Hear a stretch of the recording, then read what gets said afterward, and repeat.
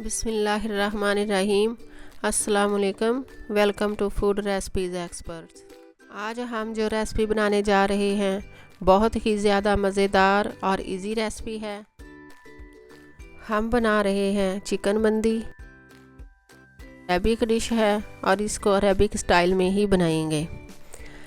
اس کو بنانا انتہائی آسان ہے۔ اگر آپ کو آسان نہیں بھی لگتی تو آج کے بعد آپ کو بہت آسان لگے گی، کیونکہ ہم اس کو بنا رہے ہیں بغیر اوون کے اور بغیر سٹیمر کے، جس کو بنانا انتہائی ایزی ہے۔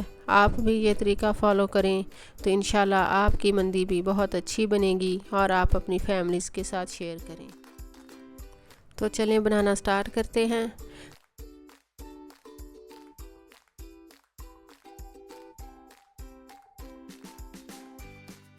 سب سے پہلے ہمیں چاہیے آدھا چمچ کالی مرچ، 8 سے 10 عدد سبز الائچی، 1 بادیان کا پھول، 8 سے 10 عدد لونگ، 2 انچ کا دار چینی کا ٹکڑا، 2 بلیک الائچی، 1.5 چمچ زیرہ، 1.5 چمچ ثابت دھنیا اور کچھ تیز پتے لیے ہم نے، اور 1 عدد لی ہے ہم نے، اور 1 عدد ہم نے جائفل لے لی ہے۔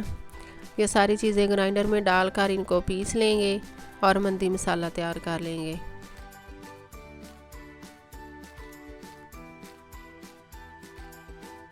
جائفل کو ڈالنے سے پہلے اس کو ہم توڑیں گے، اس کا چھلکا اتار دیں گے اور پھر ہم اس جائفل کو اپنے مسالے میں ڈال کر مندی مسالہ تیار کریں گے۔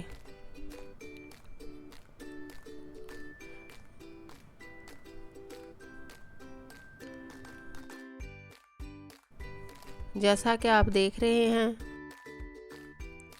ہم نے مندی مسالہ تیار کر لیا ہے، اس کو سائیڈ پہ رکھیں گے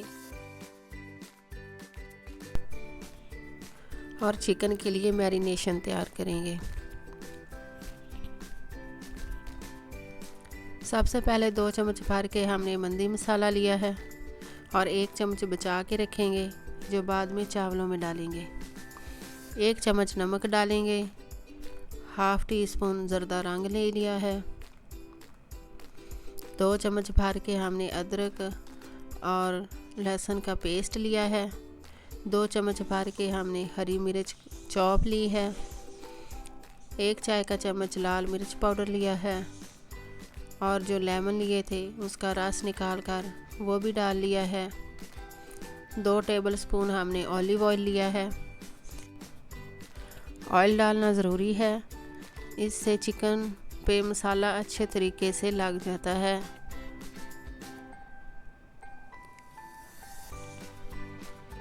اب چکن لیں گے، میں نے لیے ہیں فل لیگ پیس، آپ اپنی مرضی کا چکن لے سکتے ہیں۔ اگر فل چکن لینا چاہیں تو فل لے لیں، اگر اس طرح فل لیگ پیس لینا چاہیں تو وہ آپ کی چوائس ہے۔ اس پہ میں نے گہرے کٹ لگا لیے ہیں۔ ان کٹس کا فائدہ یہ ہوگا کہ مسالہ اچھی طرح سے چکن میں جذب ہو جائے گا۔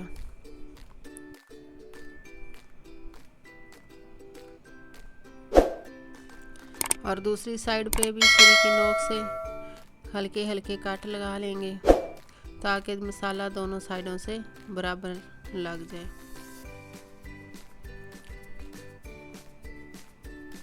میں نے لیے ہیں تقریباً 10 سے 12 عدد لیگ پیس، اور یہ جو مندی ہم بنانے جا رہے ہیں یہ 10 سے 12 افراد کے لیے کافی ہے۔ اب ہم چکن لیں گے اور جو مسالہ ہم نے ریڈی کر کے رکھا تھا اس سے اچھی طرح سے مساج کریں گے۔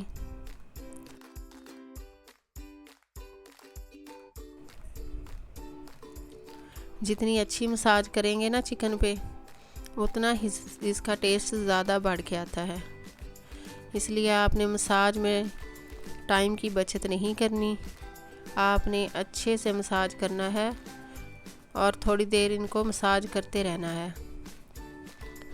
اسی طرح باری باری ہم نے سب لیگ پیس پہ مسالہ لگا دیا ہے، اور مسالہ تقریباً ہمارا جو ہم نے بنایا تھا وہ اس پہ پورا آ گیا ہے، نہ تو کم پڑا ہے اور نہ ہی بچا ہے۔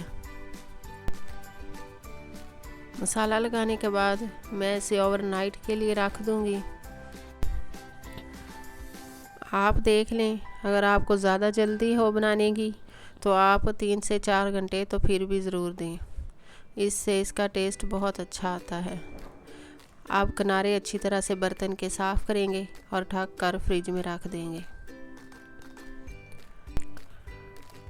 दूसरे दिन आप चिकन लगी हुई मंदी को पकाने की तैयारी करते हैं।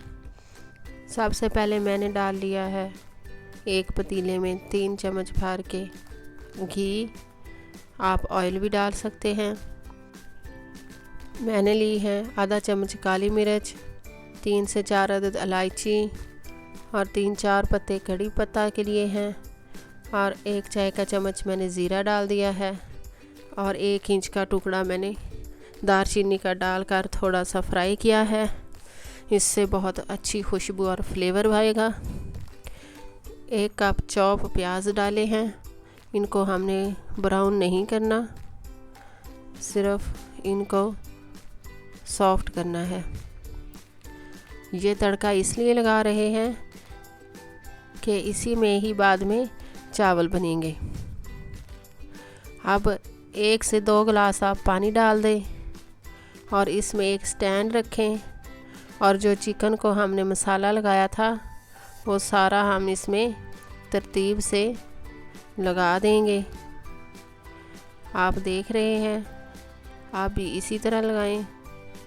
इससे जो चिकन की हार्ड साइड है ना, वो हमने नीचे की है ताकि नीचे से स्टीम मिले और बहुत अच्छा सा सॉफ्ट हो जाए। इसको पकते हुए तकरीबन 50 से 60 मिनट हो गए हैं, और आप देख सकते हैं कि ये बहुत सॉफ्ट हो गया है। अब हम कोयले से इसको स्मोक देंगे। स्मोक से बहुत अच्छा फ्लेवर आता है, बहुत मज़े का बनता है। और उस पर से कवर कर देंगे। इसको रखे हुए तकरीबन 10 से 15 मिनट हो गए थे। कोयला हमने निकाल दिया है। इसको हम निकाल कर किसी बर्तन में रख लेंगे।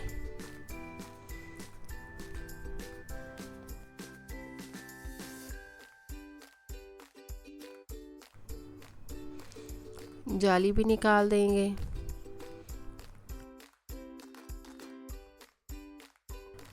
मैं 1 किलो चावल बना रही हूँ, उसके हिसाब से मैंने पानी डाल दिया है।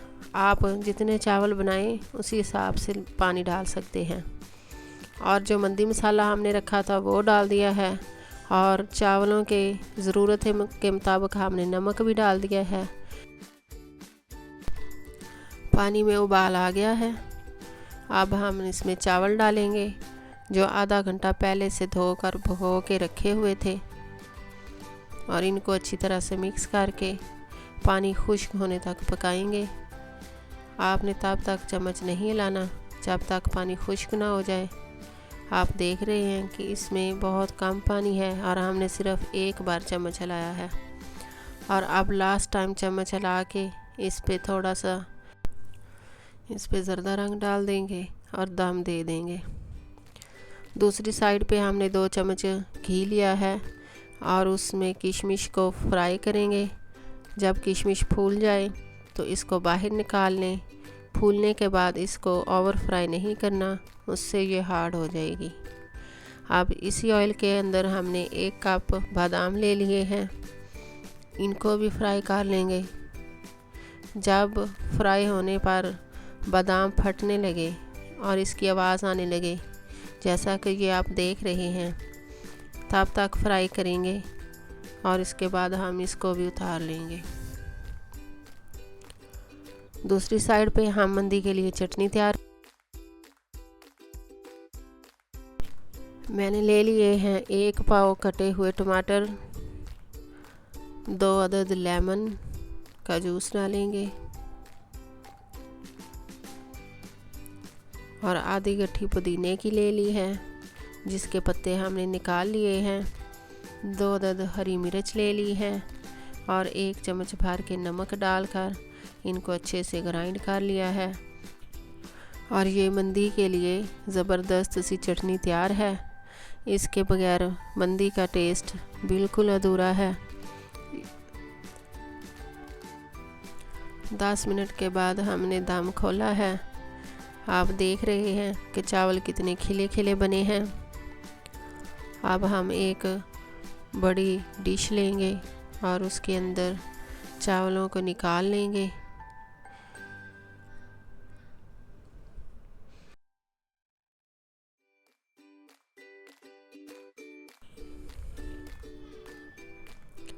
اس کے اوپر ہم اپنی تیار کی ہوئی مندی رکھ دیں گے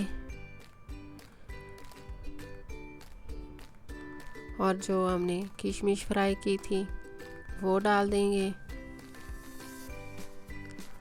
اور لاسٹ میں ہم بادام ڈال دیں گے۔